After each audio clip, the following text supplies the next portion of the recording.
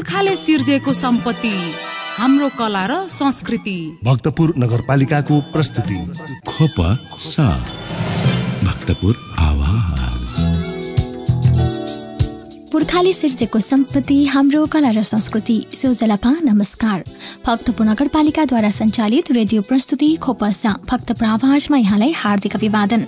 कार्यक्रम खोपसा तपाईले साताको 3 विभिन्न दिन सुन्न सक्नुहुन्छ, जस अन्तर्गत हरेक सोमबार बिहान 7:30 बजेदेखि 8 बजेसम्म भक्तपुर नगरको शिक्षा, स्वास्थ्य र पर्यटन सम्बन्धी विषयवस्तु सुन्न सक्नुहुन्छ भने हरेक बुधबार बिहान 7:30 बजेदेखि 8:30 बजेसम्म खोपसाको बुलेटिन विशेष प्रस्तुति सुन्न सक्नुहुन्छ र हरेक शुक्रबार साँझ 6:30 बजेदेखि 7 बजेसम्म भक्तपुर नगरको कला, संस्कृति र सम्पदा विशेष प्रस्तुतिसँग जोडिन सक्नुहुन्छ मात्र भक्तपुर एफएम 105.4 मेगाहर्जको रेडियो तरङ्ग मार्फत।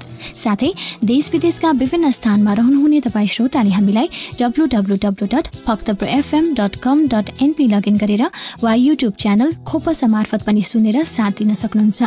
र सधैँझै खोपसाको बुधबार विशेष श्रृङ्खलाका साथमा म प्रस्तुता सन्ध्या ह्युङ्गोजु लगायत खोपसा परिवार उपस्थित भइसकेका छौँ। आजको श्रृङ्खलामा असार 16 गते बिहीबार सम्पन्न भएको भक्तपुर नगरपालिकाको 12औं नगरसभाको निष्कर्ष, वार्षिक नीति तथा कार्ययोजना लगायत यससँग सम्बन्धित विविध विषयमा भक्तपुर नगरपालिका प्रमुख सुनिल प्रजापतिसँग अन्तरङ्ग कुराकानी गर्नेछौँ। त्यसैगरी हाल निर्माणाधीन भक्तपुर टौमड स्थित बेताल भजन घरको पुनः निर्माण कार्यको प्रगति विवरण, चुनौती र समस्या सम्बन्धी एक रिपोर्ट सुन्नेछौँ। साथै उक्त पुनः निर्माण कार्यमा कार्यरत कालीगढहरूको कार्य अनुभव आजको जनताको आवाजमा समेट्नेछौँ। साथमा साताभरिका भक्तपुर नगरपालिकाका विविध गतिविधिहरू छँदैछन्। आजको श्रृङ्खलामा सामाजिक सुरक्षा आवश्यक समुदायको वर्तमान अवस्था, स्थानीय रूपमा देखिएका सो सम्बन्धी समस्याहरू, नगरपालिकाका लक्षित गतिविधिहरू, आदर निकेतन, घर दैलो नर्सिङ आदि सम्बन्धमा भक्तपुर नगरपालिका महिला तथा बालबालिका समाज कल्याण समितिका संयोजक रोशन मैया सुवालसँग अन्तरङ्ग कुराकानी गर्नेछौँ। त्यसैगरी सामाजिक सुरक्षा भत्ता वितरण अन्तर्गत संशोधित नियमावली र कार्यान्वयन, स्थानीय सरकारको भूमिका सम्बन्धी एक रिपोर्ट सुन्नेछौँ। साथै ज्येष्ठ नागरिक, असहाय र अपाङ्गता भएका व्यक्तिप्रति राज्यको दायित्व के हुनुपर्छ भन्ने विषयप्रति सर्वसाधारणको प्रतिक्रिया आजको जनताको आवाजमा समेट्नेछौँ। साथमा साताभरिका भक्तपुर नगरपालिकाका विविध गतिविधिहरू छँदैछन्। देशको सर्वाङ्गीण विकासका लागि समाजका हरेक वर्ग र व्यक्तिको महत्त्वपूर्ण भूमिका हुन्छ। देशका असहाय, अपाङ्गता भएका व्यक्ति, महिला, बालबालिका, वृद्ध तथा अशक्त व्यक्तिहरूको सुरक्षाका लागि उचित पुनःस्थापना, रोजगारी र सुरक्षाको व्यवस्था गरी देश विकास कार्यमा सरिक गराउन आवश्यक छ। नेपालको मूल कानुन संविधानमा महिला, बालबालिका र वृद्धहरूलाई विशेष व्यवस्था गरी सामाजिक सुरक्षा प्रदान गरिने व्यवस्था रहेको छ। कमजोर र अशक्त वर्गलाई सशक्तिकरण गरी उनीहरूलाई सामाजिक न्याय प्रदान गर्ने एवं उनीहरूको आर्थिक स्तर उकास्ने उद्देश्यले सामाजिक सुरक्षा भत्ता वितरण गरिएको हो। सामाजिक न्यायको अभिन्न अङ्ग मानिने सामाजिक सुरक्षा भत्ताले सामाजिक र आर्थिक रूपमा असुरक्षित रहेका विभिन्न वर्ग, समूह र व्यक्ति जस्तै अशक्त, अपाङ्ग, एकल महिला, ज्येष्ठ नागरिक आदिलाई विशेष सहुलियत र सहायताको सुनिश्चितता गर्दछ। क्षेत्रगत रूपमा नेपाल सरकारका विभिन्न निकायबाट विभिन्न लक्षित समूहहरूलाई खाद्यान्न, पोषण, स्वास्थ्य, शिक्षा, कृषि, श्रम तथा रोजगारीका क्षेत्रहरूमा सामाजिक सुरक्षा संरक्षणका कार्यक्रमहरू सञ्चालित छन्। सामाजिक सुरक्षाका कार्यक्रमहरूलाई समयानुकूल परिमार्जन र परिष्कृत गरी लक्षित वर्गसम्म लैजान विभिन्न प्रयासहरू हुँदै आइरहेका छन्। यद्यपि सामाजिक सुरक्षाका निम्ति चुनिने वर्गहरूको अवस्थामा भने पूर्ण रूपमा सहजता आउन सकेको छैन। सामाजिक सुरक्षालाई अनिवार्य र सर्वव्यापी बनाउन नसकिनु, यसको वितरणमा रहेको दोहोरोपना अन्त्य गर्न नसकिनु, सामाजिक सुरक्षा वितरण प्रणाली प्रभावकारी नहुनु, लाभान्वितहरूको वितरण समयमा अध्यावधिक नहुनु जस्ता समस्या र चुनौतीका कारण आवश्यक सबै वर्गले सामाजिक सुरक्षा भत्ताको लाभ लिन सकिरहेका छैनन्। भक्तपुर नगरपालिकाले सामाजिक सुरक्षा लक्षित वर्गहरूको सहजताका निम्ति विविध गतिविधिहरू अघि सार्दै आएको छ। विशेष गरी ज्येष्ठ नागरिकहरूका निम्ति निःशुल्क परिचय पत्र जारी गर्ने, घर दैलो नर्सिङ सेवा उपलब्ध गराउने, आदर निकेतन सञ्चालन गर्ने लगायतका नीतिगत योजना भक्तपुर नगरपालिकाले अघि बढाउँदै आएको छ। यसै सन्दर्भमा कुराकानी गर्न आज हामी माझ हुनुहुन्छ भक्तपुर नगरपालिका महिला तथा बालबालिका समाज कल्याण समितिका संयोजक रोशन मैया सुवाल, साथमा हुनुहुन्छ सहकर्मी रविन्द्र कोशी। श्रोताबिन, भक्तपुर नगरपालिकाको रेडियो कार्यक्रम खोपस भक्तपुर आवाजको आजको बसाइमा भक्तपुरका सामाजिक सुरक्षा आवश्यक समुदाय विशेषतः ज्येष्ठ नागरिक महिला अपाङ्गता भएका व्यक्तिहरू बालबालिकाको पछिल्लो अवस्था र सो सम्बन्धी देखिएका समस्याहरू र समाधानका प्रयासहरू र नगरपालिकाको स्वलक्षित गतिविधिका बारेमा विशेष चर्चा गर्दैछौँ। र आजको बसाइमा हामीसँग हुनुहुन्छ भक्तपुर नगरपालिकाको महिला बालबालिका तथा समाज कल्याण समितिका संयोजक कार्यपालिका सदस्य रोशनमया सुवाल। आउनुहोस् उहाँसँगको अन्तर्संवाद सुरु गरौँ। यहाँलाई कार्यक्रममा स्वागत छ। हस्, धन्यवाद। विशेष त यो बसाइलाई हामीले भक्तपुरको एउटा तपाईँको समितिकै आधारमा महिला बालबालिका त समाज कल्याण विशेष गरी समाज कल्याणको गतिविधिहरू पछिल्लो क्रममा नगरपालिकाले गरेका गतिविधि र त्यसमा पनि विशेष त ज्येष्ठ नागरिक र अपाङ्गता भएका व्यक्तिहरूको पछिल्लो अवस्था कस्तो छ त्यहाँबाट सुरु गरेँ। के छ अवस्था र सामाजिक सुरक्षा आवश्यक समुदायलाई कसरी हामीले अगाडि बढाउँदैछौँ? यो सामाजिक सुरक्षा ऐन 2075ले के निर्धारण गरेको छ भन्दाखेरि समाजमा आर्थिक रूपले पछाडि परेका हैन शारीरिक बौद्धिक मानसिक रूपले पछाडि परेकाहरूको हकलाई सुनिश्चित गर्नको निम्ति त्यो ऐनले निर्धारण गरेको छ। जस्तो अति विपन्न भनेर छ, अनि अशक्त असहाय अवस्थामा रहेका असहाय एकल महिला अपाङ्गता भएका व्यक्तिहरू बालबालिकाहरू आफ्नो हेरचाह आफै गर्न नसकेका व्यक्तिहरू लोप उन्मुख जातिहरू नै सामाजिक सुरक्षा आवश्यक व्यक्तिहरू र समुदाय भनेर हामीले चिन्न सक्छौँ। अनि यसमा ज्येष्ठ नागरिकको हकमा यो आर्थिक वर्षभन्दा अगाडि 70 वर्ष नागेका ज्येष्ठ नागरिकलाई पनि यसमा समेटिएको छ। भनेपछि यो एउटा समुदायमा रहेका तर जसलाई चाहिँ सामाजिक सुरक्षा चाहिँ आवश्यक देखिन्छ भन्ने हिसाबले यी र यस्ता समुदायलाई हामीले सामाजिक सुरक्षा समुदाय आवश्यक समुदाय भनेर भनिरहेका छौँ। अब भक्तपुर नगरपालिकाको हकमा के छ अवस्था? विशेष गरी अति विपन्न असहाय र ज्येष्ठ नागरिकहरू बालबालिकाहरू अपाङ्गहरूको अवस्था चाहिँ कस्तो छ एकचोटि बताइदिनुहोस्। हामीले आर्थिक वर्ष 78-79 मा ज्येष्ठ नागरिकहरू 70 वर्ष नागेकाहरू 4318 जना छन्। अनि ज्येष्ठ नागरिक भनेर दलितहरू 4 जना छन्। ज्येष्ठ नागरिक एकल महिला भनेर 482 जना छन्। एकल महिला 60 वर्ष मुनि भनेर 1185 जना छन्। अपाङ्गता भएका व्यक्तिहरू भनेर क वर्गको जसले रातो कार्ड पाएका छन् उहाँहरू 94 जना हुनुहुन्छ। र अनि अपाङ्गता भएका निलो कार्ड पाएकाहरू 253 जना छन्।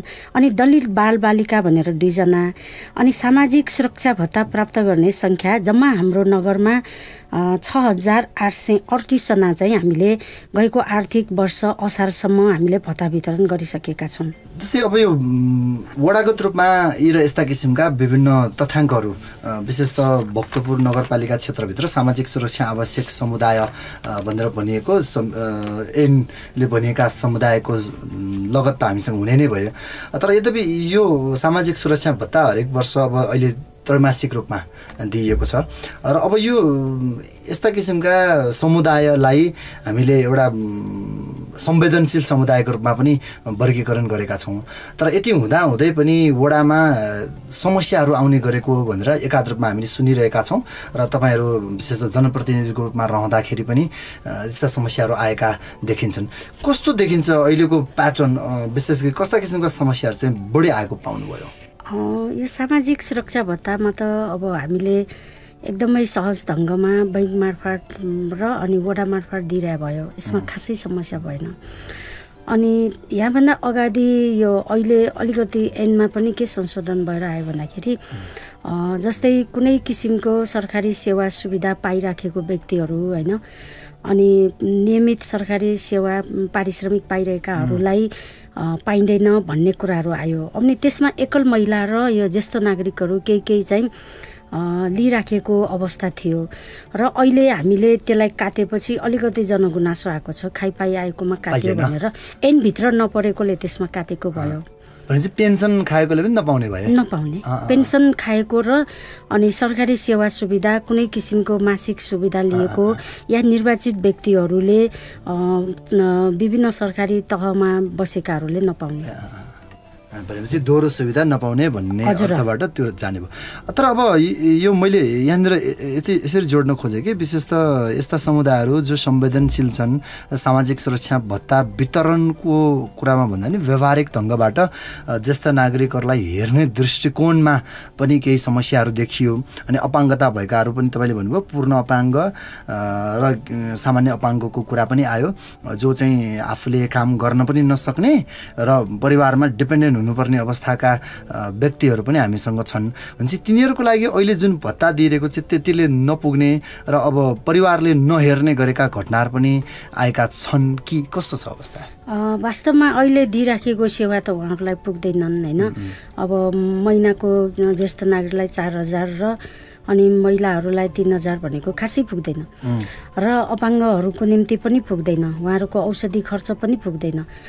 जस्तो अहिले समाजमा अलिकति आमा बुवा एक्लो बस्ने होइन, अनि छोराछोरीहरू विदेश जाने, अलग बस्न जाने, अनि हाम्रो जस्तो भक्तपुर नगर जस्तो यो पुरानो सहरहरूमा पुरानो घरहरूमा आमा बुवा बस्ने, अनि छोराछोरीहरू नयाँ घर बनाएर बाहिर एरियाहरूमा बस्न जाने, जसले गर्दाखेरि आमा बुवाको निम्ति त्यो भत्तामा निर्भर रहेर बस्नुपर्ने अवस्था पनि छन् ज्येष्ठ नागरिकहरूको र विधवा महिलाहरूको काम छैन, रोजगार छैन, त्यो समस्या छ। र त्यो बाहेक पनि यो असहाय र एकल महिलाहरूलाई हेर्ने दृष्टिकोणमा केही परिवर्तन आउनु अझै आवश्यक छ।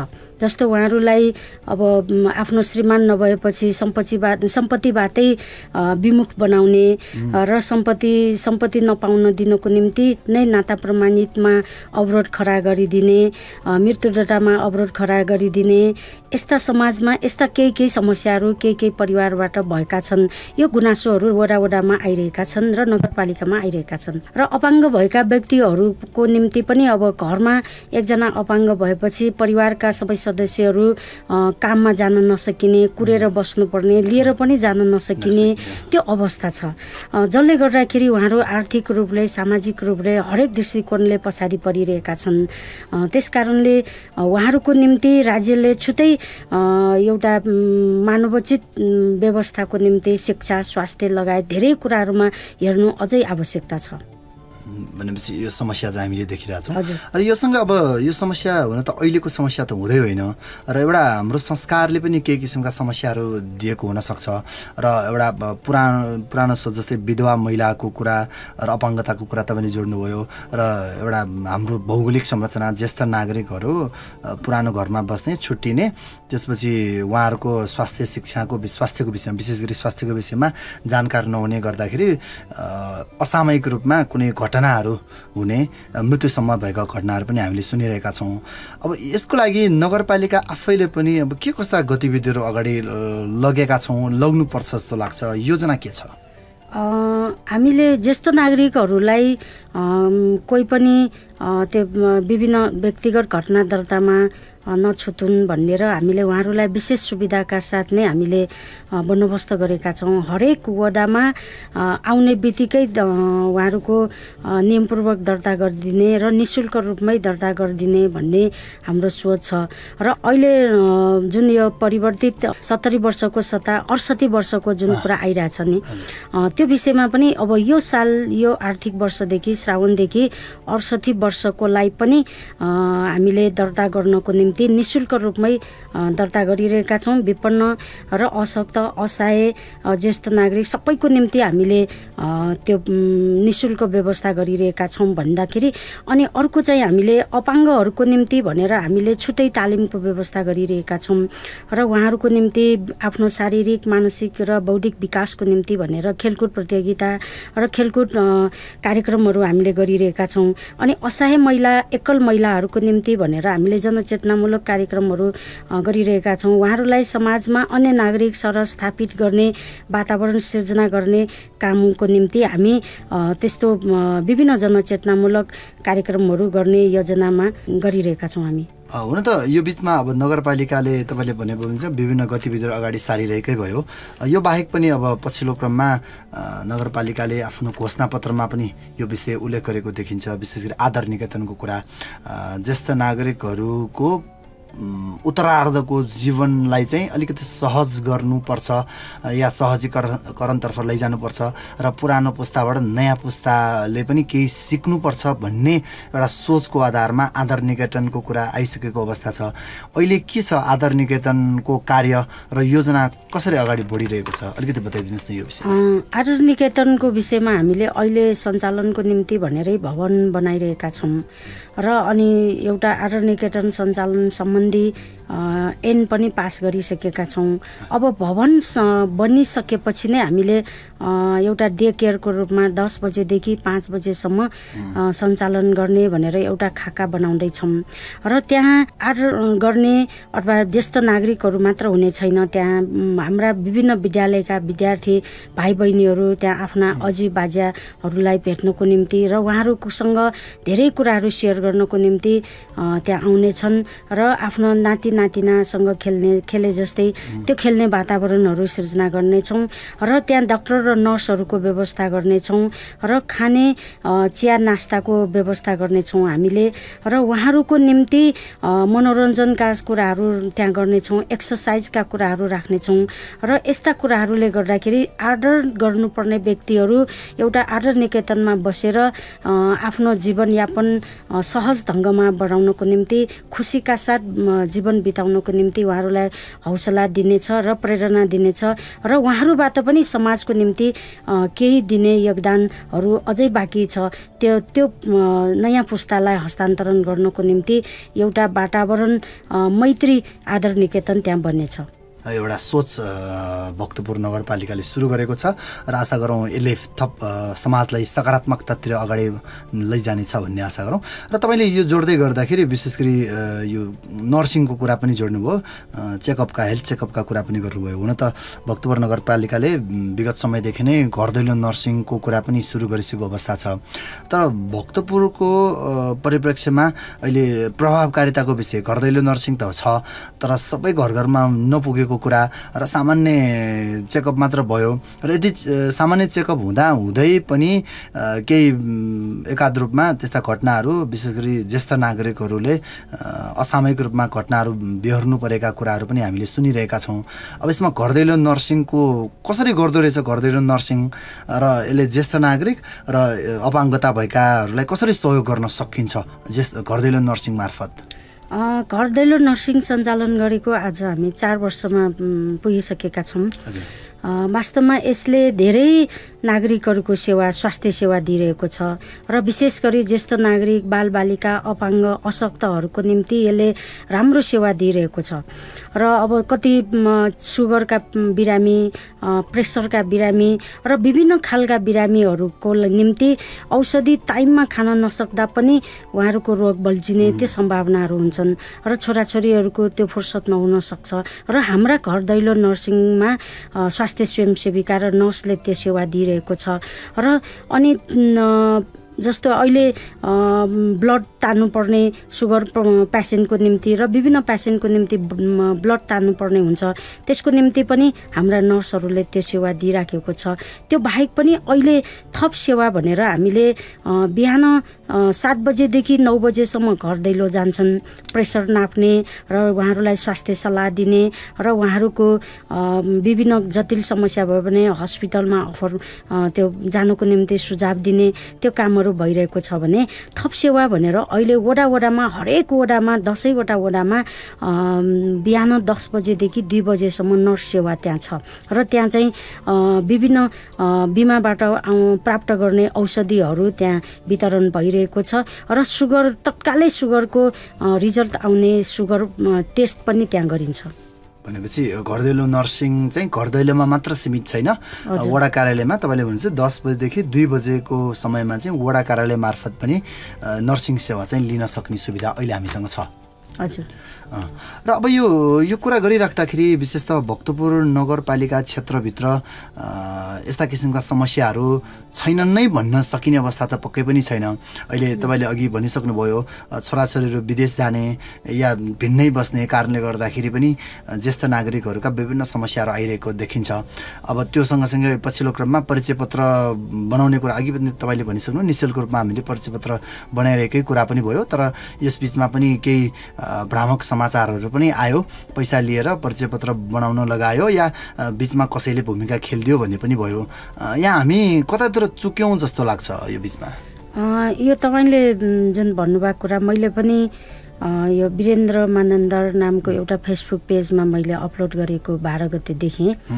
वास्तवमा त्यो समाचार आउने बित्तिकै हामीले जनप्रतिनिधिहरूको ध्यान आकर्षण भयो र उहाँलाई सम्पर्क गरेर हामीले बुझ्यौँ र उहाँले अलिकति नबुझेरै त्यो फेसबुकमा समाचार अपलोड गरेको पायौँ र वास्तवमा त्यो जो महिला लक्ष्मीदेवी मानन्दर ज्येष्ठ नागरिक हुनुहुन्छ, उहाँले आफ्नो गाडी सुविधाको निम्ति 60 वर्ष पुगिसकेपछि पाउने सुविधाको निम्ति भनेर नगरपालिकामा निवेदन को निम्ति जुन आउनुपर्ने हो त्यो नआइकन उहाँ लेखापढीसँग सम्पर्क गरेर निवेदन लेखाउँदाखेरि त्यो लेखापढी लेख्ने जुन थापा भन्ने व्यक्तिले 1000 रुपियाँ लिएको रहेछ। त्यो कुराहरू हामी नगरपालिकालाई कुनै किसिमको जानकारी छैन र नगरपालिकाको कर्मचारीले लिएको पनि होइन र त्यो लिनुपर्ने आवश्यकता पनि छैन। अहिलेसम्म हामीले हरेक व्यक्तिगत घटना दर्ताको फारममा निःशुल्क नै गरिरहेछौँ भनेदेखि उहाँसँग त्यसरी पैसा लिनुपर्ने आवश्यकतै छैन। त्यो हामीले उहाँसँग नै प्रत्यक्ष रूपमा प्रशासनले बुझेर त्यो सबै गलत भ्रम कुराहरूलाई हामीले खण्डन गरेर प्रशासनले 14 गतेको मजदुर दैनिकमा प्रकाशित गरिसकेका छौँ। त्यसकारणले त्यसबाट प्रष्ट हुनुहोला यहाँहरू। त्यसरी व्यक्तिगत घटना दर्ताको निम्ति फारम भर्ने क्रममा अहिले पनि सबै किसिमका फारमहरू त्यहाँ भरिन्छ। ज्येष्ठ नागरिकहरू 68 वर्ष पुगेका ज्येष्ठ नागरिकहरूको निम्ति 3 वटा फोटो, नागरिकताको सकल प्रति, अनि अपाङ्गहरूको निम्ति क वर्ग र ख वर्ग जे आफूले जुन वर्ग जुन कार्ड पाएको छ त्यो कार्ड सहित र नागरिकता फोटोकपी लिएर आउने र असहाय एकल महिलाहरूको निम्ति मृत्यु दर्ता र नागरिकता प्रति लिएर आउने। त्यो लिएर आएपछि हामीले नगरपालिका आफैले तयार गरेको फारम भराएर हामी एकदम सहज ढङ्गमा हामीले दर्ता गरिरहेछौँ। त्यो घटना दर्ता भइरहेको छ। त्यसकारणले त्यहाँ कुनै किसिमको त्यस्तो आर्थिक लेनदेन हुने, त्यस्तो चलखेल हुने किसिमको त्यहाँ अवस्थै छैन। त्यो भ्रामक समाचारमा नपर्नको निम्ति म सबैमा आग्रह गर्दछु। पक्कै पनि अब यो बिचमा देखिएका समस्याहरू पनि हुन सक्छन् र बिचमा अब चलखेलका कुराहरू पनि भए। विशेष त भक्तपुर नगरपालिका क्षेत्रभित्रको यो गतिविधिको कुरा गरिराख्दाखेरि एउटा अब कहीँ कतै ज्येष्ठ नागरिकको विषयमा, अपाङ्गता भएका महानुभावहरूको व्यक्तिहरूको विषयमा, सुरक्षाको विषयमा कुराकानी गर्दाखेरि नयाँ पुस्ता कहीँ चुक्यौँ कि या नयाँ पुस्ताले हामीले जिम्मेवार बनाउन पो सकेनौँ कि भन्ने कुरा पनि उठिरहेको अवस्थामा अब नगरपालिकाले यसतर्फ कसरी अगाडि जानुपर्छ जस्तो लाग्छ त? अब के हुनुपर्छ? अवश्य पनि अहिले नयाँ पुस्ता सामाजिक दायित्वबाट पन्छिँदैछन्। राजनीतिक र सामाजिक शिक्षा लिन चाहँदैनन्। घर परिवार र आमा बुवाले भनेका कुराहरू त्यति वास्ता नगर्ने, जुन अहिले उहाँहरूले पहिलाको भन्दा धेरै सुविधा शिक्षामा, स्वास्थ्यमा, हरेक हिसाबले उहाँहरू सुविधामा बसिराख्नु भएको छ। त्यो सुविधा पूर्वजका र यो आफूभन्दा अग्रजहरूको योगदानबाट प्राप्त गरेका हौँ भन्ने कुराहरू, इतिहासका कुराहरू बिर्सिरहेका छन्। त्यसकारण नयाँ प्रविधि सँगसँगै हामीले सामाजिक दायित्वका कुराहरू, विभिन्न राजनीतिक शिक्षाहरू, विभिन्न समाजका गतिविधिहरू विषयमा उहाँहरूलाई जानकारी गराउन सकेन भने हाम्रो समाज अनुशासित हुँदैन र हाम्रो समाजमा जुन राम्रो समाज कायम गर्ने भनेर हाम्रो सोच हो त्यो सोचभन्दा फरक ढङ्गले अगाडि बढ्न सक्छ। त्यसकारणले नगरपालिकाले यतातिर पनि ध्यान गएको छ नगरपालिकाले। त्यसकारणले आदर निकेतनमा नयाँ पुस्ता र पुरानो पुस्तालाई सँगै राख्ने एउटा वातावरण त्यहाँ दिनेछौँ भने अर्को नयाँ पुस्ता अध्ययन गर्ने पढ्ने विद्यार्थीहरूको निम्ति हामीले अब अनिवार्य रूपमा राजनीति शास्त्र पढ्ने, सामाजिक शास्त्र पढ्ने, समाजशास्त्र, कला संस्कृति र भूगोल पढ्नेहरूलाई छात्रवृत्तिको बन्दोबस्त गरेका छौँ। त्यस्तो गरेको खण्डमा निश्चय पनि नयाँ पुस्ताले समाजका कुराहरू अध्ययन गर्नेछन् र समाजप्रति आफ्नो दायित्व बोध गर्नेछन् र समाजप्रति आफू जिम्मेवार बनेछन् र ज्येष्ठ नागरिक, अपाङ्ग, असहायहरूलाई सहयोग गर्नुपर्छ र उहाँहरूको निम्ति आफूले के योगदान गर्नुपर्छ भन्ने भावनाको विकास गर्नमा यसले सहयोग गर्नेछ। श्रोताबिन भक्तपुर नगरपालिकाको रेडियो कार्यक्रम खोपस भक्तपुर आवाजको आजको बसाइमा भक्तपुरका सामाजिक सुरक्षा आवश्यक समुदाय विशेषतः ज्येष्ठ नागरिक महिला अपाङ्ग अति विपन्न असहायहरूको पछिल्लो वर्तमान अवस्था र सो सम्बन्धी देखिएका समस्याहरू र समाधानका प्रयासका बारेमा छलफल गर्दैछौँ र हामीसँग हुनुहुन्छ भक्तपुर नगरपालिका महिला बालबालिका तथा समाज कल्याण समितिका संयोजक रोशन मैयासवाल। लगभग हामी यो कुराकानीको अन्त्यमा आइसक्यौँ र भक्तपुरका केही एकाध उदाहरणहरू हामीले योभन्दा अगाडिका विषयमा पनि कुरा गरिरहेछौँ। अहिले देखिएको समस्यालाई ठ्याक्कै एक्ज्याक्टली यो यस्तो यस्तो किसिमको समस्याहरू अहिले देखिएको छ र अब यसरी जानुपर्छ भनेर अलिकति कसरी जाँदाखेरि सहज होला, अन्त्यमा कार्यक्रमको अन्त्यमा अलिकति बताइदिनुहोस्। अवश्य पनि अहिले जस्तो अघि भने जस्तै ज्येष्ठ नागरिकहरूलाई अब आफ्ना छोराछोरीहरूले नहेर्ने, नाति नातिनाहरू स्कुल जाने, विद्यालय जाने, कलेज जाने, त्यसले गर्दाखेरि ज्येष्ठ नागरिकहरू एक्लिएको छ र उहाँहरू घरमा बस्नुको सट्टा वृद्धाश्रममा जान उपयुक्त ठानिरहेका छन् र उहाँहरूले वडा कार्यालयमा आएर धेरै गुनासोहरू गर्छन्। अब हाम्रा छोराछोरीले सम्पत्ति मात्र लिने भए हामीलाई वास्ता गरेन भन्ने कुराहरू उहाँहरूको गुनासो छ र कति यही छोराछोरीलाई भेट्नकै निम्ति वडा कार्यालयमा आउनुपर्ने बाध्यात्मक परिस्थिति पनि भइराखेको अवस्था छ र असहाय महिलाहरू जुन एकल महिलाहरू हुनुहुन्छ उहाँहरूको आफ्नो श्रीमान मृत्यु भइसकेपछि घरबाट निकालिदिने र छोराछोरीलाई नागरिकता दिलाइ नदिने यस्ता कुराहरू समस्याको रूपमा आइरहेको छ र जस्तो एकल महिलाहरू केही एकल महिलाहरूलाई घरका मान्छेहरू त्यो प्रशिक्षित नभएको कारणले त्यो समाजप्रति दायित्व नहुने आफ्नो मानवोचित विवेक नपुर्याउने मान्छेहरूका परिवारभित्रका कति महिलाहरूलाई बसिराखेको कोठामै ताला लगाइदिने त्यस्तो किसिमको अवस्था पनि हामीले देख्यौँ। उहाँहरू बेरोजगार र आफ्नो छोराछोरी कसरी पाल्ने भएको रोजगारवाला श्रीमानको मृत्यु भएपछि अत्यन्तै अशक्त भएको र अत्यन्तै असहाय भएको कुराहरू हामीलाई दुखेसो सुनाउनुहुन्छ र त्यस्तो अवस्थामा हामीले गर्न सकेको सहयोगहरू परिवारलाई बोलाएर र घरमा स्थापित गर्ने र बालबच्चाहरूलाई विद्यालय पुर्याइदिने कामहरू हामीले गरिरहेका छौँ भनेदेखि र अनि अपाङ्ग र अशक्तहरूको निम्ति पनि अब अपाङ्ग बच्चाहरू घरमा छन् भन्ने कुराहरू परिवारबाट पनि भन्न चाहँदैनन् र परिवारमा कोठाभित्र लुकाएर राख्ने, बाहिर ननिकाल्ने त्यो कुराहरू हामी देखिरहेका छौँ। वास्तवमा अपाङ्ग हुनु उसको पाप होइन अथवा उसको कारणले होइन, त्यो त अनेक विभिन्न कारणले होला होइन। त्यस कारणले जेसुकै कारणले भए पनि अपाङ्ग व्यक्तिले पनि समाजमा बाँच्ने अधिकार छ, उसको पनि आफ्नो हक अधिकारलाई उपयोग गर्ने अधिकार छ। त्यस कारणले उहाँलाई अन्य नागरिक सर अन्य नर्मल व्यक्तिहरू सर विद्यालय पठाउने र उसको स्वास्थ्य हेरचाहको निम्ति गर्ने, खानपानमा ध्यान दिने त्यो कुराहरू गर्न दिनको निम्ति हामीले परिवारलाई बोलाएर र अपाङ्गहरूको सेवा सुविधाको निम्ति पनि हामीले सकेको सहयोग गरिरहेका छौँ र त्यस्ता व्यक्तिहरूको निम्ति सम्पत्तिबाट वञ्चित गर्ने जो परिवारहरू छन् उनीहरूलाई सामाजिक रूपमा नै एउटा नराम्रो व्यक्तिको रूपमा एउटा समाजमा यस्ता व्यक्तिहरू पनि हुँदो रहेछ भनेर समाजमा चिनाउने र समाजमा सामाजिक बहिष्कार गराउने सम्म पनि हामीले एउटा काम गरिरहेका छौँ। त्यसकारणले यस्ता समुदायमा अपाङ्ग, अशक्त, असहाय ज्येष्ठ नागरिकहरूलाई जो प्राथमिकतामा राखेर काम गर्नुपर्ने हो उहाँहरूलाई समाजले व्यवस्था गरेको खण्डमा, नगरपालिकाले व्यवस्था गरेको खण्डमा उहाँहरूको आफ्नो मानवोचित अधिकार समेत उपयोग नगर्ने र वञ्चित हुने कारणले हामी नगरपालिका यसलाई विशेष रूपमा ध्यान दिएर अगाडि बढिरहेका छौँ।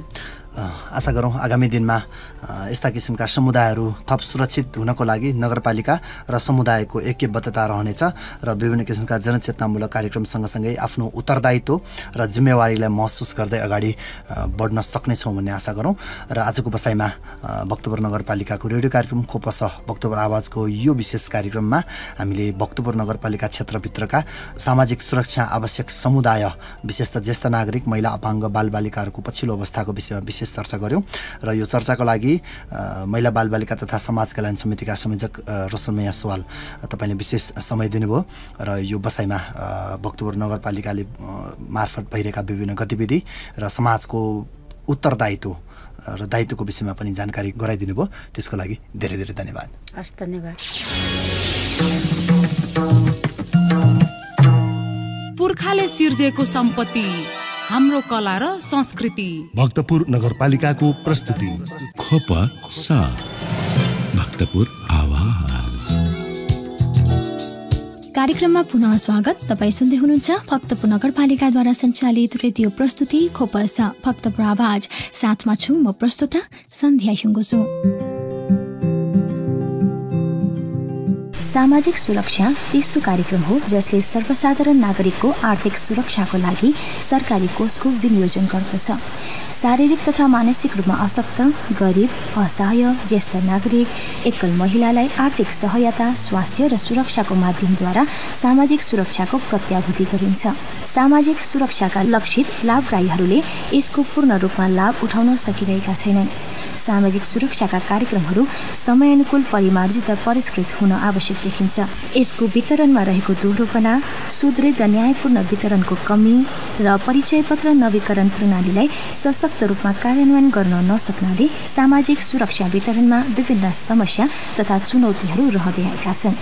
यस कुरालाई मनन गर्दै सम्बन्धित निकायले सामाजिक सुरक्षा भत्ता सम्बन्धी नियमावली संशोधन गर्ने नीतिगत योजना अघि सारिरहेको छ। यसै सन्दर्भलाई समेटेर सहकर्मी श्रीराम काशीवालले तयार पार्नुभएको रिपोर्ट कार्यक्रमको अबको प्रस्तुतिमा। राज्यले नागरिकको संरक्षण गर्नुपर्छ भन्ने उद्देश्यका साथ नेपाल सरकारले सामाजिक सुरक्षा भत्ता वितरण कार्य गर्दै आइरहेको छ। नेपाल सरकारले प्रदान गर्ने सामाजिक सुरक्षा भत्ता वितरण गर्दा व्यवस्थित, प्रभावकारी र पारदर्शी ढङ्गले वितरण गर्न सामाजिक सुरक्षा भत्ता वितरण कार्यविधि 2077 लागू समेत गरेको छ। हाल 8 किसिमका भत्ता प्रदान गर्दै आइरहेको राष्ट्रिय परिचय पत्र तथा पञ्जीकरण विभागका निर्देशक लक्ष्मण ढकाल बताउँछन्। अहिले नेपाल सरकारले 8 किसिमका भत्ता प्रदान गरेको छ। ज्येष्ठ नागरिक भत्ता भन्ने छ एउटा। त्यो भनेको गत आर्थिक वर्षसम्म 70 वर्ष थियो, अहिले 68 वर्ष 2 वर्ष घटाएको छ उमेर नेपाल सरकारले, होइन। एउटा ज्येष्ठ नागरिक हो। त्यसै गरी एकल महिला भत्ता भन्छ। एकल महिलामा पनि 2 किसिमका छन्। अविवाहित एकल महिला, जो अविवाहित 60 वर्षभन्दा उमेर भएका छन्, उनीहरूले पाउँछन्। सम्बन्ध विच्छेद भएका व्यक्ति महिला छन् भने यो पुरुष होइन, महिला हो। यो छन् भनेदेखि 60 वर्ष उमेर भएका पाउँछन्। त्यसै गरी विधवा भन्छन्। विधवा जो भएको छ त्यो चाहिँ जुनसुकै उमेरका भए पनि उनीहरूले पाउँछन्। यो भयो एकल महिलाको हकमा। अब अपाङ्ग भएका व्यक्तिको हकमा 2 किसिमको छ। पूर्ण अशक्त र अब आंशिक पनि नभनौँ, अशक्त। अशक्त भनेको के भने अर्काको सहायताबाट मात्रै जीविका पालन गर्न सक्नेलाई पूर्ण अशक्त, रातो कार्डवाला भन्ने भनिन्छ। रातो कार्ड दिएको उसलाई परिचय पत्र दिएको हुन्छ। र अर्को चाहिँ अर्काको सहायता नहुँदा पनि जीवन पालन गर्न सक्छ, तर ऊ अपाङ्ग हो। त्यस्तो किसिमकोलाई निरोग कार्ड दिएको हुन्छ। त्यसै गरी अब लोकोन्मुख जाति भन्ने छ, त्यो राज्यले चाहिँ डिफाइन गरेको छ। अनि बालबालिका, त्यो चाहिँ कर्णाली अञ्चल तथा अरू तोकिएका सायद 24 जिल्लाका बालबालिका छन्। अनि के अरे दलित बालबालिका सबैलाई, देशैभरिकालाई, होइन, त्यसरी दिन्छ। ज्येष्ठ नागरिक पनि अब के अरे यो अघि ज्येष्ठ नागरिक भन्दा पनि यो कर्णाली अञ्चलको र दलितको चाहिँ ज्येष्ठ नागरिक 60 वर्ष। किनभने अरू ज्येष्ठ नागरिक 68 वर्ष पुराएपछि पाउँछन् भने कर्णालीको र दलित ज्येष्ठ नागरिक 60 वर्ष भएकाले पाउँछन्। सामाजिक सुरक्षा भत्ता पाउन यसअघि ज्येष्ठ नागरिक 70 वर्ष पुग्नुपर्ने व्यवस्था थियो, तर अहिले 68 वर्षकै उमेरमा ज्येष्ठ नागरिकले सामाजिक सुरक्षा भत्ता पाउन सकिने भएको छ। भत्ता पाउन योग्य लाभग्राहीहरूले सम्बन्धित वडा कार्यालयमा गई निवेदन दिन सकिने बताइएको छ। लाभग्राहीहरूले जुनसुकै लाभग्राही सम्बन्धित वडा कार्यालयमा गएर अब भनौँ न 68 वर्ष उमेर पुरा भएको हो भने 68 वर्ष उमेर पुरा भएको प्रमाण के हुनसक्छ भनेको नागरिकता हो, होइन। त्यसलाई सपोर्टिभ डकुमेन्ट्स के हो? जस्तो नागरिकतामा 68 पुरा वर्ष भएको छ भनेदेखि उसले चाहिँ जाने, आफ्नो नागरिकता पेश गरेर त्यहाँ चाहिँ फारम भर्ने र वडा कार्यालयले नम्बर गरेर पालिकामा पठाउँछ। र आज यो महिना भनौँ न साउन महिनामा कसैले चाहिँ नै त्यो निवेदन पेश गर्यो भनेदेखि भदौ महिनादेखि उसले भत्ता पाउन सक्छ। त्यसै गरी अपाङ्गले नेपाल मेडिकल बोर्ड या अरू कुनै तोकिएको चाहिँ चिकित्सकको सिफारिस अनुसारको र बाल कल्याण समिति भन्छ जिल्लामा त्यसको सिफारिसको आधारले गर्न सक्छ र विधवाको कुरा अब पालिकाले मृत्यु दर्ता गरेको हुन्छ होइन के अरे विवाह दर्ता र मृत्यु गरी त्यो अनुसारको कमाइ गरेर अर्थात् सम्बन्धित वडा कार्यालयमा होइन त्यो जुन सेक्टरको जुन समूहको चाहिँ भत्ता सुविधा पाउने हो त्यो अनुसारको प्रमाण पेश गरेर पालिकामा गएर वडा कार्यालयमा गएर निवेदन दिनु। कुनै सरकारी वा सार्वजनिक पदमा नियुक्ति, निर्वाचित, सरकारी कोषबाट निवृत्तिपरण पाइरहेका व्यक्ति र कुनै प्रकारले नियमित रूपले पारिश्रमिक अवकाश सुविधा पाइरहेका व्यक्तिले सामाजिक सुरक्षा भत्ता नपाउने व्यवस्था रहेको उनी बताउँछन्। दोहोरो भनेको के हो भने जस्तो सामाजिक राज्यको कुनै पनि कोषबाट सेवा सुविधा लिने व्यक्तिले सामाजिक सुरक्षा भत्ता पाउँदैन। दोहोरो पाउने विषय नै रहेन, तर डकुमेन्टेसनको अभावमा होइन पाउँदैन। त्यो राज्य दिने प्रदायक होइन लिएको कर्तव्य त छँदैछ, तर लिने लाभग्राही हुन्छ नि नागरिक होइन, त्यसले पनि मैले लिनु हुँदैन भन्ने कुरो जान्नु पऱ्यो। जान पनि सचेत हुनु पऱ्यो। अर्थात् अब मैले त्यहाँ छलछाम गरेर झुटो विवरण दिन्छु भएर भन्दाखेरि लिन पाउँछु भएर जुन त्यस्तो किसिमको जुन साइकोलोजी हुन्छ त्यो साइकोलोजी लिन सक्दैन।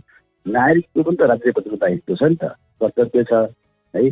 नपाउने व्यक्ति लिनुहुँदैन। अर्थात् कस्तोले पाउँदैन भन्दाखेरि राज्यको स्रोतबाट जुनसुकै किसिमको तलब, भत्ता, पेन्सन, अरू लाभ लिने मान्छेले अनि अब त्यो चाहिँ सामाजिक सुरक्षा भत्ता पाउँदैन। जनप्रतिनिधि भन्नुहोस् कि कर्मचारी भन्नुहोस् कि स्वयंसेवक भन्नुहोस् है, उसले स्वयंसेवकले पनि लाभ प्राप्त गर्छ भने उसले पनि लिन पाउँछ। सामाजिक सुरक्षा भत्ता प्राप्त गरिरहेका लाभग्राहीले चालु आर्थिक वर्षमा भत्ता प्राप्त गर्न चाहेमा सम्बन्धित वडा कार्यालयमा गई निवेदन दिनुपर्ने विभागका निर्देशक लक्ष्मण ढकाल बताउँछन्। तर समयमै नवीकरण नगरेमा भत्ता पाउनबाट वञ्चित हुने उनी बताउँछन्। नवीकरण त आवश्यक, अत्यन्त आवश्यक छ।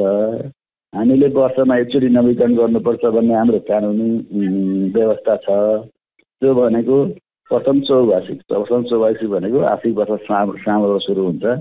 श्रावण, भदौ, असोज, कार्तिकबाट यो 4 महिनाभित्र गएर चाहिँ नवीकरण गरिसक्नु पर्नेछ।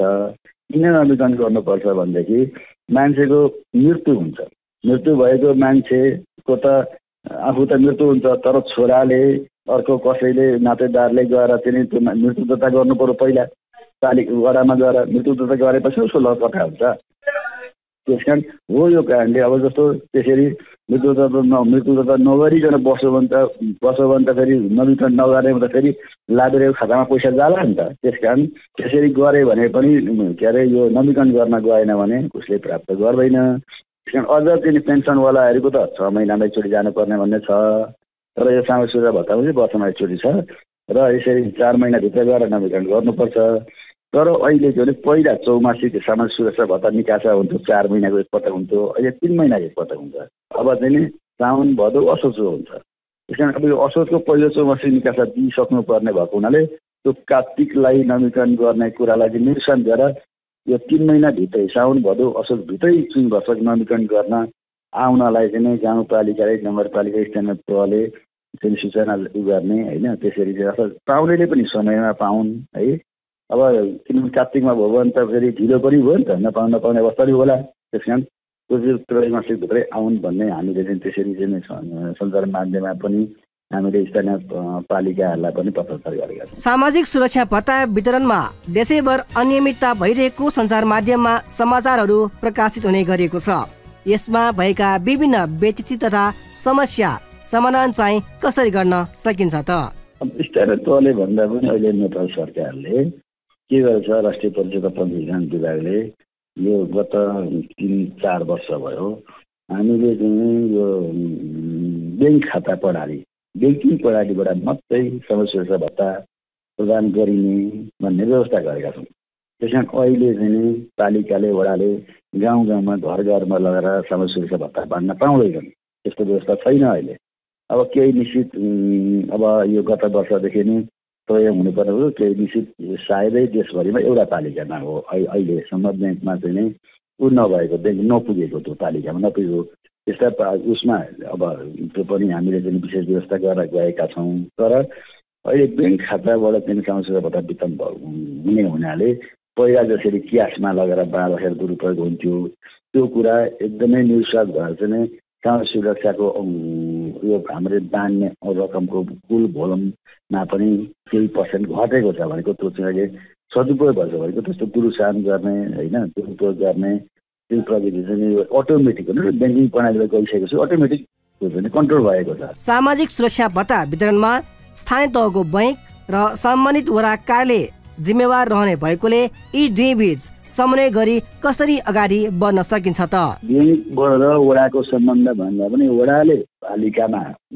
होइन अब नगरपालिका पनि गाउँपालिकाले पनि वडाले त्यहाँ विवरण पठाउँछ र पालिकाले पठाउने ब्याङ्कमा हो।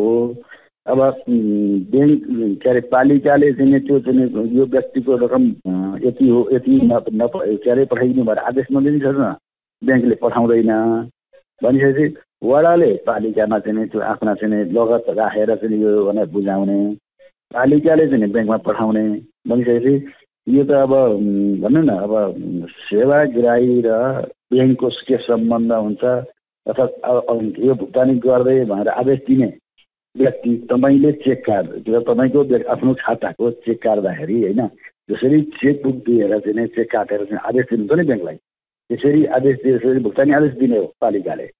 त्यस कारण अब के सम्बन्ध हुन्छ न त्यो अनावश्यक सम्बन्ध हुन्छ त्यो उसमा चाहिँ के अरे अब लगतकर्ता गर्नुपर्ने उसको लगतकर्ता गरेर चाहिँ पालिकाले ब्याङ्कमा पठाउँछ पठाउनु जसलाई अब जसको निकासा गर्नुपर्छ त्यसको रकम पठाउँछ पालिकाले ब्याङ्कले होइन। यो चाहिँ एउटा चाहिँ संस्थागत हिसाबले अब सेवाग्राही र सेवा उसको मात्रै होइन कि एउटा संस्थागत रूपले ब्याङ्क र पालिकाको र अब त्यसमा थप वडा कार्यालयको एकदम अनावश्यक सम्बन्ध। सामाजिक सुरक्षा भत्ता वितरणले ज्येष्ठ नागरिक अपाङ्ग एकल अथवा विधवा महिलालाई जीविका चलाउन प्रत्यक्ष वा अप्रत्यक्ष रूपमा राहत मिलेको छ नै। यो सँगै उनीहरूमाथि राज्यले संरक्षणका कार्यक्रमहरू पनि ल्याउन जरुरी छ। खोप सको लागि श्रीराम काशीको रिपोर्ट।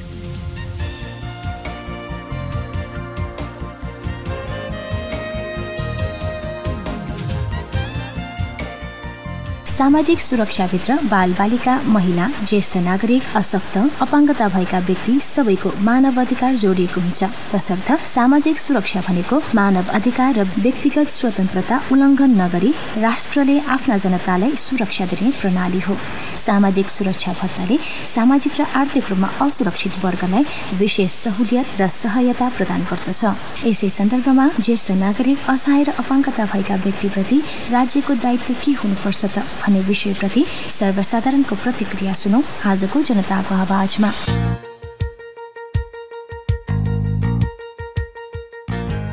म उत्तम शाखाकर्मी ताँतलीबाट। वृद्ध असहाय अशक्त व्यक्तिहरू भनेका सामाजिक आर्थिक रूपमा मानसिक रूपमा कमजोर शारीरिक अवस्थाका व्यक्तिहरू भन्ने बुझिन्छ। तसर्थ ती र त्यस्ता व्यक्तिहरूको संरक्षणको मुख्य जिम्मेवारी प्रमुख रूपमा राज्यले लिनुपर्दछ भने वृद्धहरू प्राय परम्परा एवं इतिहासका मूर्त रूपको रूपमा हुने हुँदा सांस्कृतिक सन्दर्भ बिन्दुका रूपमा काम गर्ने तथा नयाँ मूर्तमाझ आफ्ना अमूल्य प्रेरणादायी अनुभवहरूको ज्ञान दिने हुँदा वृद्धहरूलाई सम्मानजनक संरक्षण राज्यले नै दिनुपर्दछ। हाम्रो देशको सन्दर्भमा भन्नुपर्दा वृद्धहरूलाई पनि आश्रममा राख्ने परम्परा जो विकसित भइरहेको छ त्यसलाई निरुत्साहित गराउनु पर्छ। त्यसै गरी वृद्ध असहाय अशक्तहरूको स्वास्थ्य निःशुल्क रूपमा जाँच हुनुपर्दछ भने उनीहरू लागि विशेष व्यवस्थाहरू गरिनु पर्दछ। जस्तै भ्रमणका कार्यक्रमहरू, खुल्ला क्षेत्रहरूमा विश्राम स्थलहरू निर्माण गर्ने जस्ता कार्यहरू स्थानीय सरकारले नै गर्नुपर्छ जस्तो मलाई लाग्छ। म रामसुन्दर सुवाल, ठेगाना वनपा 1, हाल सुनपा 6, पाण्डु बजार र म सिकर्मी पेसामा आबद्ध छु। आजको यस ज्येष्ठ नागरिक असहाय अपाङ्गता भएका व्यक्तिहरूप्रति राज्यको दायित्व के हुनुपर्छ र स्थानीय सरकारले यसमा के ध्यान दिनुपर्छ भन्ने विषयमा आफ्नो विचार राख्नु पर्दा राज्यको विशेष उपस्थिति भनेकै असहायहरूमाथि हुनुपर्छ। अनि मात्र देश सुशासनमा चल्न सक्छ र देशका जनताले राज्यको उपस्थितिको महसुस गर्न सक्नेछन्। साथै हाम्रो देशको संविधानमै उल्लेख भए अनुसार समाजवाद उन्मुख भएकोले समाजवाद भनेकै देशका नागरिकको जन्मेदेखि नमरुन्जेलसम्म सरकारले हेर्नु नै समाजवाद भएकोले समाजवाद अनुरूप काम गर्न सके कुनै ज्येष्ठ नागरिक असहाय अपाङ्गता भएका व्यक्तिहरू मात्र होइन सबै नेपाली जनतालाई राज्यले नै हेर्ने व्यवस्था हुन्छ र यसको लागि सरकारले गृह कार्य राम्रोसँग गर्न सके अति राम्रो हुने थियो र यसमा नेपालका सबै स्थानीय सरकारहरूले आफ्नो क्षेत्र अन्तर्गत सबै तथ्याङ्क सङ्कलन गरेर सके स्थानीय सरकारले नै समाजवाद अनुरूप काम गर्ने, स्थानीय सरकारको क्षमताभन्दा बाहिर रहे केन्द्र सरकारलाई चकचकाएर आफ्नो दायित्व पुरा गर्न सके मलाई लाग्छ यो समस्या सरल रूपमा समाधान हुन्छ। म हरिप्रसाद ढकाल, जोरपाटी मावि, ललिनचोक, भक्तपुरको प्रह। राज्यले ज्येष्ठ नागरिक, असहाय, अपाङ्गता भएका नागरिकहरूप्रति गर्नुपर्ने दायित्व मुख्य रूपमा त अभिभावकीय दायित्व निर्वाह गर्नुपर्दछ। संविधान, कानुन, मूल्य गरे बमोजिमका हक अधिकार प्रदान गर्नको लागि राज्यले कन्जुसाइ गर्नु हुँदैन। त्यसको निमित्त स्रोत साधनहरूको व्यवस्था गर्ने, स्रोत साधनलाई सही तरिकाले परिचालन गर्ने र त्यो सम्बन्धित व्यक्तिसम्म पुग्ने किसिमले त्यसलाई परिचालन गर्ने कार्य गर्नुपर्दछ। त्यस्तै गरी राज्यका 3टा तह मध्येको स्थानीय सरकार पनि, स्थानीय तह पनि एउटा प्रमुख रूपमा रहन्छ। कार्यक्रमलाई कार्यान्वयन गर्नको निमित्त स्थानीय तहबाट चाहिँ बढीभन्दा बढी यसको निमित्त जागरण गर्नु, यसको निमित्त कार्यक्रमलाई परिचालन गर्नु जरुरी देखिएको हुनाले स्थानीय तह अथवा स्थानीय सरकारले अझै बढी जिम्मेवारी लिनुपर्छ। केन्द्र सरकारले नीति तय गर्ने, स्थानीय सरकारले कार्यान्वयन गर्ने रूपमा जाने हो भने यो सफल हुन सक्छ। म सन्ध्या नकर्मी, नङखेलकी बासिन्दा। यसमा ज्येष्ठ नागरिक, असहाय यिनीहरूको लागि सरकारको दायित्व भनेको यिनीहरूलाई चाहिँ नि समतामूलक वातावरण सृजना गरेर यिनीहरूलाई विभिन्न ठाउँमा चाहिँ नि नयाँ किसिमका चाहिँ नि अवसरहरू प्रदान गर्नुपर्छ जस्तो लाग्छ।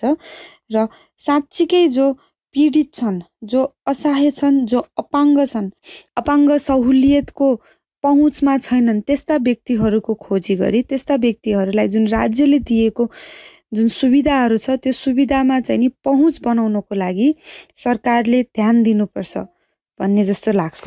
अहिले पनि विभिन्न ठाउँहरूमा भएका अपाङ्ग असहाय व्यक्तिहरूले राज्यले दिएको सुविधा पनि राम्रोसँग उपभोग गर्न नसक्ने अवस्थाहरू भएका कारण यस्तो अवस्थालाई चाहिँ नि राम्रोसँग मूल्याङ्कन गरी सबै व्यक्तिहरूलाई चाहिँ नि कम्तीमा राज्यले दिएको सुविधासम्म पहुँच हुने गरी सुविधा मिलाइदिनुपर्छ र स्थानीय सरकारले आफ्नो क्षेत्रमा भएका यस्ता व्यक्तिहरूले राम्रोसँग सकेसम्म कम्तीमा पनि राज्यले दिएको सुविधाहरू प्राप्त गर्ने पाएका छन् वा छैनन् भन्ने विचार गरी उनीहरूलाई चाहिँ यस सम्बन्धी पहुँच गर्ने चाहिँ नि स्थानीय सरकारले पनि यसमा चाहिँ जोड दिनुपर्छ जस्तो मलाई लाग्छ। पुर्खाले सिर्जेको सम्पत्ति हाम्रो कला र संस्कृति। भक्तपुर नगरपालिकाको प्रस्तुति खोप साथ भक्तपुर आवाज। कार्यक्रममा पुनः स्वागत। तपाईँ सुन्दै हुनुहुन्छ भक्तपुर नगरपालिकाद्वारा सञ्चालित रेडियो प्रस्तुति खोपस भक्तपुर आवाज। साथमा छु म प्रस्तुता सन्ध्या सिंगुजु। श्रोता, हामी कार्यक्रमको अन्तिम प्रस्तुतिमा छौँ। साताभरिका भक्तपुर नगरपालिकाका विविध गतिविधिहरूका साथमा हुनुहुन्छ सहकर्मी दिपेन्द्र प्रजापति। संघीय संसद राष्ट्रिय सभा संहिता कार्यान्वयन अधीन तथा अनुगमन संघीय विशेष समितिको आयोजनामा काठमाडौँ उपत्यका भित्रका नगर प्रमुखहरूसँग भएको संहिता सम्बन्धी राजनीतिक, वित्तीय, प्रशासनिक, संरचनागत पक्ष लगायत संहिता कार्यान्वयनको अवस्था, समस्या, चुनौती र समाधानका उपायका सम्बन्धमा सोमबार छलफल कार्यक्रम सम्पन्न भएको छ। कार्यक्रममा राष्ट्रिय सभा सदस्य तथा संहिता कार्यान्वयन अधीन तथा अनुगमन संघीय विशेष समितिका संयोजक डाक्टर खिमलाल देवकोटाले नेपालको संविधानले संघ, प्रदेश र स्थानीय तहको अधिकार प्रस्त पारेको बताउनुहुँदै संवैधानिक व्यवस्था अनुसार संघ, प्रदेश र स्थानीय तह आफ्नो क्षेत्रमा स्वायत्त र स्वतन्त्र संस्था रहेको बताउनुभयो। 2079 ज्येष्ठ 19 गतिको राष्ट्रिय सभा बैठकबाट सर्वसम्मत रूपमा स्वीकृत भएको संकल्प प्रस्तावमा उल्लेख भए अनुसार संहिता कार्यान्वयन सम्बन्धमा राजनीतिक, वित्तीय, प्रशासनिक संरचना लगायत सबै पक्षको अधीन गरी राष्ट्रिय सभामा प्रतिवेदन पेश गर्न आवश्यक राय सुझाव संकलनका लागि छलफल कार्यक्रमको आयोजना गरेको अवगत गराउनुभयो। कार्यक्रममा गण्डकी प्रदेश सरकारको पहिलो मुख्यमन्त्री पृथ्वी सुब्बा गुरुङले संहिता बौद्धिक जगतविद छलफल र आवश्यक गृह कार्य बिना पारित हुँदा संहिता कार्यान्वयन पक्ष निकै चुनौतीपूर्ण बनिरहेको बताउनुभयो। राष्ट्रिय सभा आफैमा संहिताको सभा भएको बताउनुहुँदै उहाँले अन्तर प्रदेश परिषदको बैठक नियमित रूपमा बस्नुपर्ने र वर्तमान अवस्थामा जिल्ला समन्वय समितिको औचित्यता र आवश्यकता नरहेको बताउनुभयो। भक्तपुर नगरपालिकाका प्रमुख सुनिल प्रजापतिले संहिता नेपालका लागि राज्य संरचनाको नयाँ प्रणाली र अभ्यास भएको बताउनुहुँदै बौद्धिक जगत र जनताबीच संहिताबारे व्यापक छलफल र अन्तर्क्रिया बिना पारित भएको हुँदा आज कार्यान्वयनमा सकस भइरहेको बताउनुभयो। प्रदेश सरकार जनताको सेवा सुविधामा भन्दा मन्त्री र मन्त्रालयको संख्या बढाउनेतर्फ ध्यान दिनाले प्रदेश सरकारप्रति जनताको नकारात्मक दृष्टिकोण विकास भएको बताउनुहुँदै प्रदेशले आफ्नो औचित्यता पुष्टि गर्नेतर्फ ध्यान दिनुपर्ने बताउनुभयो। उहाँले संघीय शासन व्यवस्था कार्यान्वयनमा आएपछि विगतका जिल्लास्तरीय सबै संरचनाहरू खारेज भई पालिका स्तरमा आउनुपर्ने बताउनुहुँदै संवैधानिक व्यवस्था अनुसार संघ, प्रदेश र स्थानीय तह आफ्नो क्षेत्रमा स्वायत्त र स्वतन्त्र भएको र संविधानको धारा 60 मा संघ, प्रदेश र स्थानीय तहले आफ्नो आर्थिक अधिकार क्षेत्रको विषयमा कर लगाउन र ती स्रोतहरूबाट राजस्व उठाउन सक्नेछन् भन्ने व्यवस्था भएको बताउनुभयो। जिल्ला शिक्षाको सम्पूर्ण जिम्मेवारी स्थानीय तहलाई दिनु पर्ने बताउनुहुँदै उहाँले सितिविति अन्तर्गतका प्राविधिक तथा व्यावसायिक विद्यालय पनि स्थानीय तह अन्तर्गत नै सञ्चालनमा ल्याउनु पर्नेमा जोड दिनुभयो। ललितपुर महानगरपालिकाका प्रमुख चिरी बाबु महर्जनले प्रदेशहरूले जनताको हितमा योजनाबद्ध कामलाई अगाडि बढाउँदै प्रदेशको औचित्यता प्रश्न पार्नुपर्ने बताउनुहुँदै ललितपुर महानगरपालिकाले ऐलानी, पर्ती र सार्वजनिक जग्गा संरक्षण गर्दै उक्त क्षेत्रमा हरियाली प्रवर्धनमा जोड दिँदै आएको बताउनुभयो।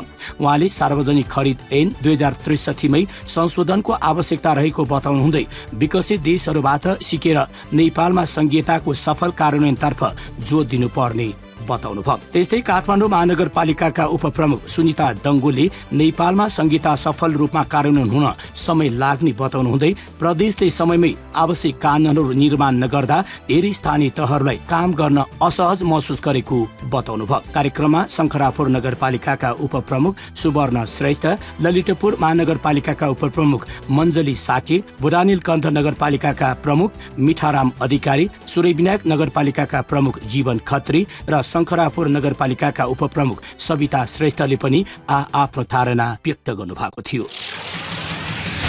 भक्तपुर नगरपालिकाका प्रमुख सुनिल प्रजापतिले भक्तपुर नगरपालिकाको आयोजनामा भएको नगरभित्रका सामुदायिक विद्यालयका तथा शिक्षकहरूलाई एकीकृत विद्यालय शैक्षिक सूचना व्यवस्थापन प्रणाली सम्बन्धी 2 दिने तालिमको श्रावण 17 गते मंगलबार एक समारोहबीच उद्घाटन गर्नु भएको छ।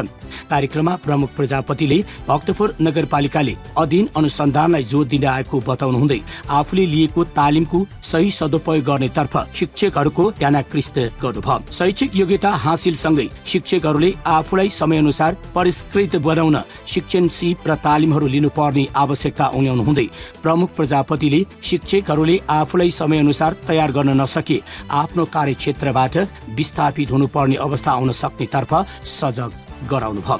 उहाँले भक्तपुर शैक्षिक क्षेत्रमा अगाडि बढिरहेको स्थानीय तह भएको हुँदा विद्यालयहरूले आफ्ना नियमित कार्य उत्कृष्ट ढङ्गले गर्नेतर्फ लाग्नुपर्ने बताउनुहुँदै शिक्षकहरूलाई योग्य बनाउने उद्देश्यले भक्तपुर नगरपालिकाले समय समयमा तालिमहरूमा जोड दिँदै आएको बताउनुभयो। तालिमका प्रशिक्षक संवेदन कोइरालाले विद्यालयहरूले समय समयमा विवरण अद्यावधिक नगरिएका कारण प्राप्त हुने अनुदानबाट विद्यालय र सेवा सुविधाबाट विद्यार्थी वञ्चित हुने अवस्था उत्पन्न भएको बताउनुहुँदै IEMIS सम्बन्धी तालिमले विद्यालयहरूलाई सहजता प्रदान गर्ने विश्वास व्यक्त गर्नुभयो। भक्तपुर नगरपालिका शिक्षा समितिका कृष्ण प्रसाद कर्मचारीले तालिमको महत्व र उपयोगिता बारे प्रश्न पार्नुभयो भने कार्यक्रममा सभापति बागेश्वरी माध्यमिक विद्यालयका कृष्ण प्रसाद धन्साले पनि बोल्नु भएको थियो।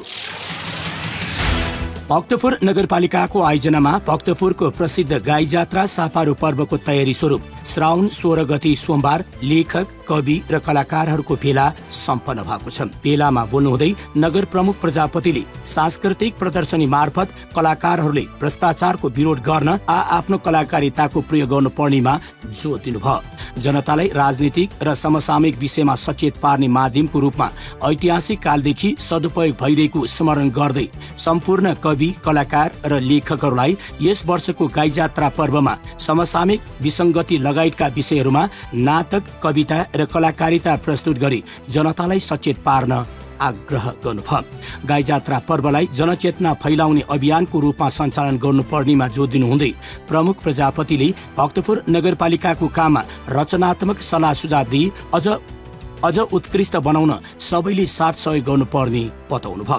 भक्तपुर नगरपालिकाका उपप्रमुख रजनी जोशीले देशको कला संस्कृति जगेर्ना गर्नु सबैको दायित्व भएको बताउनुहुँदै गाई जात्रा पर्व मार्फत यहाँको संस्कृति र सभ्यता झल्किने हुँदा सबैले सभ्य तरिकाले यस पर्वलाई मनाउनु पर्ने बताउनु भयो। भक्तपुर नगरपालिका वडा नम्बर 9 का वडाध्यक्ष रविन्द्र ज्याखोले गाई जात्रामा राम्रो विचारको प्रचार गरी समाजमा व्याप्त विकृति र विसङ्गतिको उजागर गर्न लेखक कलाकारहरूले आफ्नो क्षेत्रबाट भूमिका खेल्नु पर्ने बताउनु भयो। भेलामा भक्तपुर नगरपालिका वडा नम्बर 7 का वडाध्यक्ष उकेश कवानले समाजमा नागरिक भावना जागृत गराउनु आवश्यक भएको बताउनु हुँदै लेखक कलाकारहरूले सामाजिक विकृति हटाउन प्रयास गर्नुपर्ने बताउनु भयो। कार्यक्रममा उपस्थित लेखक तथा कलाकारहरू आजकुमार चिकमबन्जार, विष्णु गोपाल कुशी, लक्ष्मी प्रसाद चौहाल र विश्वनाथ प्रजापतिले गाई जात्रामा हुने सांस्कृतिक प्रतियोगितालाई परिष्कृत बनाउन आफ्नो राय सुझावहरू राख्नु भएको थियो। नवदुर्गा नाचको प्राचीन इतिहास लिपिबद्ध गरी अभिलेखीकरण गर्दै नयाँ पुस्तालाई त्यसको ऐतिहासिक र सांस्कृतिक महत्त्वबारे जानकारी दिई त्यसको निरन्तरता दिनुपर्दछ। उक्त भनाई भक्तपुर नगरपालिकाका प्रमुख सुनिल प्रजापतिले शनिबार नवदुर्गा देववन जात्रा तथा मन्दिर व्यवस्थापन संस्थाको प्रथम अधिवेशनमा बोल्नु भएको हो। उहाँले देवगनमा बस्नेहरूले जात्रासँगै शिक्षामा पनि जोड दिनुपर्ने बताउनु हुँदै शिक्षामा पछि परेमा समाज नै पछि पर्ने बताउनु भयो। आफ्नो स्वास्थ्यको ख्याल राखी मात्रै खाने पिउने गर्नु पर्दछ। 1-2 जनाले जथाभावी गर्दा सिङ्गो समुदायकै बेइज्जत हुने उहाँले बताउनु भयो। नवदुर्गा द्योछे घर नगरपालिकाले नै उपभोक्ता समिति मार्फत बनाई सहयोग गरेको उल्लेख गर्दै उहाँले नवदुर्गा नाच स्थानीय जनताको मात्रै नभई देशको संस्कृति र महत्त्वपूर्ण सम्पदा भएको बताउनु भयो। शिक्षा, स्वास्थ्य र रोजगारीमा विशेष ध्यान दिई अगाडि बढिरहेको भक्तपुर नगरपालिकाले सम्पदा संरक्षणमा पनि महत्त्वपूर्ण भूमिका खेल्दै आएको बताउनु हुँदै नगर प्रमुख प्रजापतिले नवदुर्गा देवगनमा कार्यरतहरूका लागि विशेष ध्यान दिने पनि सो अवसरमा बताउनु भयो। भक्तपुर नगरपालिका वडा नम्बर 9 का वडाध्यक्ष रविन्द्र ज्याखोले नवदुर्गाको जात्रा सम्बन्धमा हरेक क्षेत्रमा वडा समितिको साथ र सहयोग गर्दै आएको बताउनु हुँदै आगामी दिनमा पनि निरन्तर सहयोग गर्ने प्रतिबद्धता व्यक्त गर्नुभयो। नेपाल माली समाजका सभापति अमर नारायण मालीले भक्तपुरको नवदुर्गा जात्रा, काठमाडौँको 12 वर्षीय जात्रा र कीर्तिपुरको बाघ भैरव जात्रा मालीहरूले नै चलाउँदै आएको प्रश्न पार्दै संस्कार र संस्कृति आफ्नो पहिचान भएको हुँदा त्यसलाई जोगाइ राख्नु पर्छ भन्नुभयो। पूर्व वडाध्यक्ष कृष्ण भक्त लवजु, इन्द्रबहादुर बनमाला लगायतले नवदुर्गा नाचको ऐतिहासिक महत्त्वबारे स्पष्ट पार्नु भएको सो कार्यक्रम संस्थाका अध्यक्ष ब्रिजेश बनमालाको सभापतित्वमा भएको थियो। पुर्खाले सिर्जेको सम्पत्ति, हाम्रो कला र संस्कृति। भक्तपुर नगरपालिकाको प्रस्तुति। खोप साथ, भक्तपुर आवाज। कार्यक्रममा पुनः स्वागत। तपाईँ सुन्दै हुनुहुन्छ भक्तपुर नगरपालिकाद्वारा सञ्चालित रेडियो प्रस्तुति खोपस भक्तपुर आवाज। साथमा छु म प्रस्तुता सन्ध्या सुङ्गुजो। श्रोता, हामी कार्यक्रमको अन्त्यतिर आइसकेका छौँ। खोपसको आजको श्रृङ्खलामा सामाजिक सुरक्षा आवश्यक समुदायको वर्तमान अवस्था, स्थानीय रूपमा देखिएका समस्याहरू, नगरपालिकाका लक्षित गतिविधिहरू, आदर निकेतन, घर दैलो नर्सिङ सेवा आदि सम्बन्धमा भक्तपुर नगरपालिका महिला तथा बालबालिका समाज कल्याण समितिका संयोजक रोशन मैया सुवानसँग अन्तरङ्ग कुराकानी गर्यौं।